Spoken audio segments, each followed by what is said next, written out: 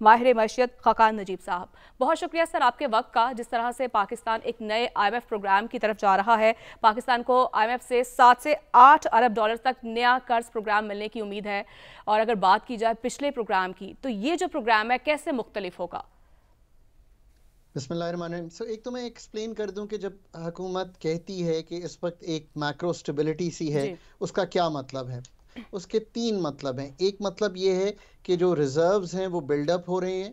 दूसरा मतलब ये है कि पाकिस्तान का जो बैरूनी खसारा है वो कुछ संभल गया है। और तीसरा मतलब ये है कि जो इस वक्त की इन्फ्लेशन पिछले माह आई है फरवरी में, वो 23% थी। इसको कंपेयर कीजिए, थोड़े माह पहले चले जाएं तो ये 38 की पीक से टेपर कर रही है। ये बड़ा एक टिपिकल IMF प्रोग्राम की एडजस्टमेंट की वजह है। पहले 6 से 9 माह में कोई भी जो फंड का प्रोग्राम है, वो उसके रिजल्ट्स जो मैं एम्पिरिकल वर्क पढ़ता हूँ जो IMF पे बेस्ड है, यही करता है। So the funds program with us is working and वो एडजस्टमेंट्स ने हमें यहाँ ला खड़ा किया है। अब कोशिश ये है कि फिर दोबारा एक 24वें प्रोग्राम में जाएं। पहले तो मैं सबको कहता हूं कि ये बात हमारे लिए हम्बलिंग है कि एक मुल्क 76 साला हिस्ट्री में 24 बार उस lender of the last resort के पास जा रहा है कि आपके पास अपनी फाइनेंसिंग नीड्स पूरा करने के लिए और फंड्स दुनिया देने को तैयार नहीं है।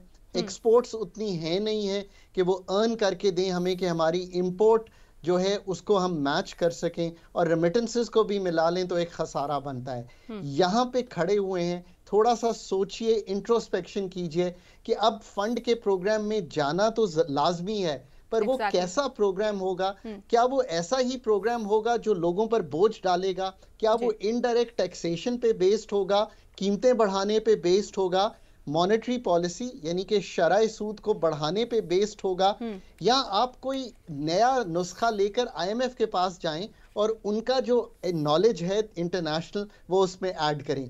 ये बहुत ही लम्हा फिक्रिया है, इसको लाइटली नहीं लेना चाहिए। ये जो इस वक्त हम खड़े हैं, countries blindly go into the program. Doctor साहब, हमें आने वाले बरसों में रिफॉर्म्स और रीस्ट्रक्चरिंग के हवाले से तो कोई अब नजर आ रहा है कि हम शायद कोई राइट डायरेक्शन में जा रहे हैं, जान छुड़ा रहे हैं जहां से अरबों रुपए अरबों डॉलर्स ब्लीड हो रहे थे, तो हम शायद रिफॉर्म्स की तरफ तो जा रहे हैं, इसमें हमें कामयाबी मिल जाए। अवाम के लिए आने वाले बरसों में पाकिस्तान की मईशत में कुछ नजर आ रहा है आपको? देखिए, ये बात तो अब डिटर्मिन होगी कि फंड के साथ कैसा प्रोग्राम तय होता है। जो बजट आने वाला है, क्या उसमें एक्सपेंडिचर के यानी कि खर्चे के रिफॉर्म कैसे दिखाई देते हैं, जिसमें पेंशन भी है, NFC भी है, पाकिस्तान के डेट की 8,500 अरब यौमिया की जो पेमेंट्स हैं उसको संभालना भी है, SOEs का रिफॉर्म भी है। क्या हम इस पे कोई खातिर खा जामे फ्रेमवर्क सामने रख सकते हैं? देखिए, सतही मैक्रो लेवल की गुफ्तगू अब ज़बान आम है, मैं समझ सकता हूँ। चीज़ों की जुजियात में जाकर उनकी सर्जिकल ट्रीटमेंट करके हल करना, ये एक बड़ा फ़र्क मसला है। मैं चाहता हूँ कि एक इनकमिंग गवर्नमेंट है, एक यूफोरिया है, एक मार्केट्स भी अच्छा परफॉर्म कर रही हैं, ये टूट ना जाए, बिकॉज ये सब डिलीवरी अब होनी है। आपने नए टैक्सेस की बजाय ब्रॉडन करना है। आपने पाकिस्तान का जो ग्रोथ रेट सेकंड क्वार्टर का आया है वो तशवीशनाक है। केयर टेकर्स ये कह रहे थे कि 3% की ग्रोथ आएगी, ग्रोथ तो 1/3 आई है कंपैरेटिवली। वो भी एग्रीकल्चर लेड ग्रोथ है, जो इतनी जॉब क्रिएटिंग नहीं होती, वो तो क्रॉप्स के अच्छे आने पे सब आ रही होती है।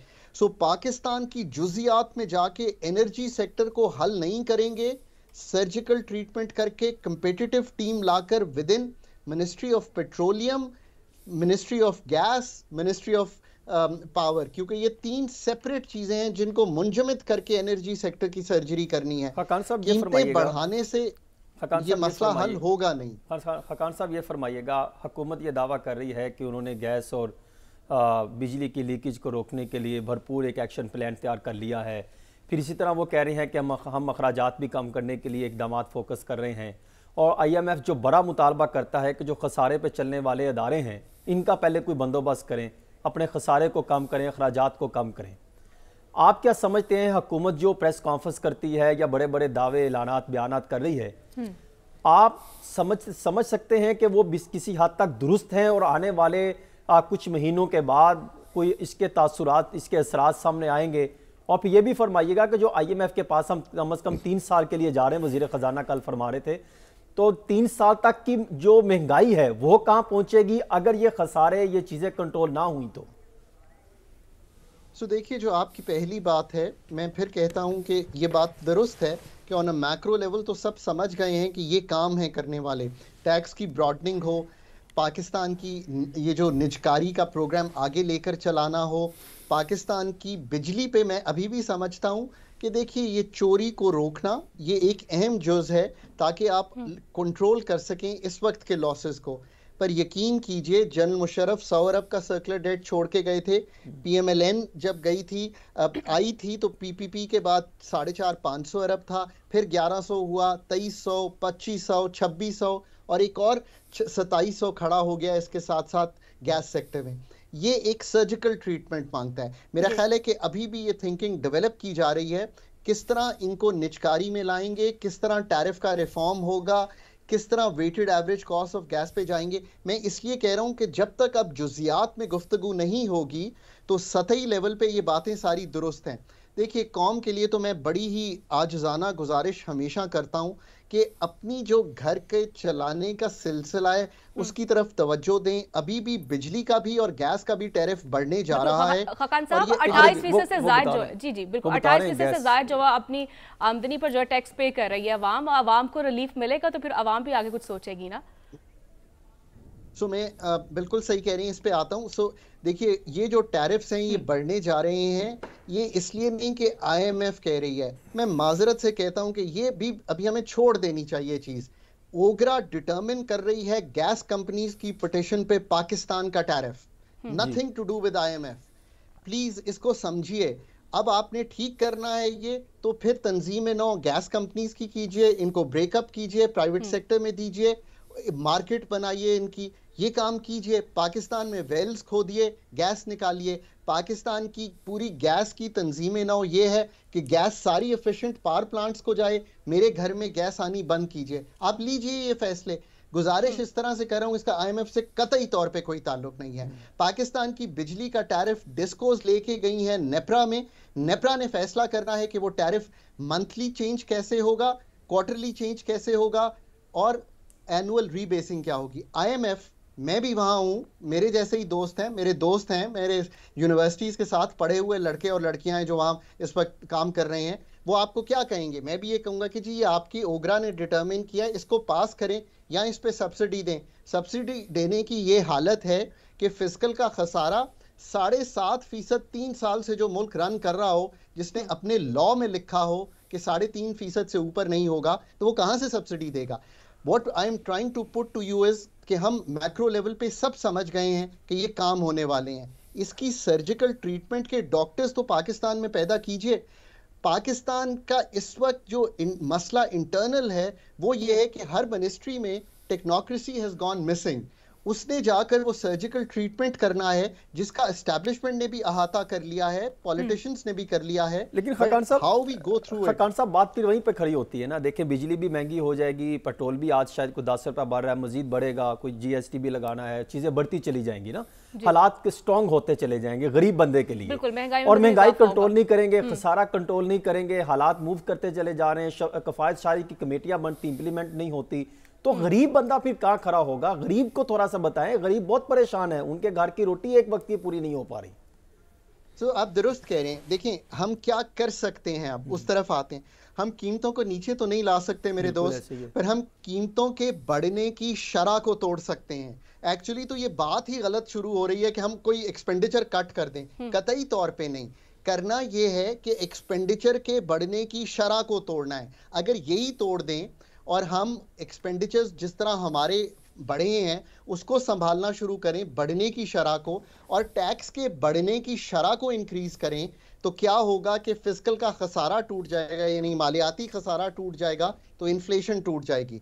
जब ये होगा तो मॉनेटरी रेट, यानी कि जो 22% का पॉलिसी रेट है वो नीचे आ जाएगा, तो एम्प्लॉयमेंट जनरेटिंग इंडस्ट्री लगना शुरू हो जाएगी। अब ये कौन समझाए पाकिस्तान में कि what you need to do is to get someone to do this expenditure surgery.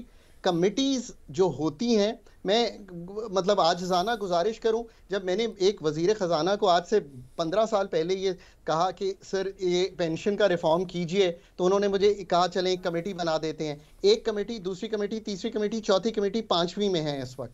Please आपको तो एक्चुअरीज चाहिए, ये काम तो इन कमेटी के हजरात कर ही सर, ये नहीं भी सकते। थोड़ा सा फरमा दीजिए खाकान साहब, मुख्तसर सा सवाल है कि ये जो कमेटियां बनी हैं, जिस आईसीसी में पहले प्राइम मिनिस्टर साहब आए, फिर मिनिस्टर फाइनेंस को लाया गया, फिर इसी तरह बाद जगहों पर वजीर खारजा को कमेटी में शामिल कर दिया गया, इससे क्या तासुर सामने आएगा? क्या आईएमएफ इन चीज़ों को भी देखेगी अगला एग्रीमेंट करते हुए? क्योंकि ये चीज़ तो इम्पोर्टेंट है, जिन्होंने उनके जो अहकामात हैं या जो मुतालबात है उसको इम्प्लीमेंट कराना है। तो आई रियली थिंक कि इस वक्त जिस तरह कहते हैं ना, their heart is at the right place, establishment का भी, पॉलिटिशियंस का भी, एवरीवन, बिकॉज सब समझ गए हैं कि बिजनेस एज यूजुअल नहीं चलेगा। हो ये रहा है कि उस जगह से उस जगह तक पहुंचने जहां पे बिजनेस एज यूजुअल की बजाय गुड इकोनॉमिक बेस्ड मैनेजमेंट पे हम आ जाएं, गुड एनर्जी मैनेजमेंट पे आ जाएं, ये एक क्रॉस ओवर करने में पाकिस्तान इस वक्त खड़ा है। अगर तो ये सक्सेसफुल क्रॉसओवर कर लेता है तो फंड आपके साथ चल पड़ेगा। क्या फंड मुझे ये कहेगा कि नहीं आप एग्रीकल्चर इनकम टैक्स जो है सूबों की बजाय प्रॉपर उसको प्रॉपर टैक्सेशन के निजाम में एफबीआर के पास लाएं? कतई तौर पे नहीं। वो कहेगा very good Khaqan, please go ahead do this. क्या फंड आपको ये कहेगा कि आप टैरिफ का रिफॉर्म करके क्रॉस सब्सिडी उड़ाकर टारगेटेड सब्सिडी में इनकम सपोर्ट में ले जाना चाहते हैं? वो कहेगा प्लीज डू दिस, ये स्ट्रक्चरल बेंचमार्क है हमारा।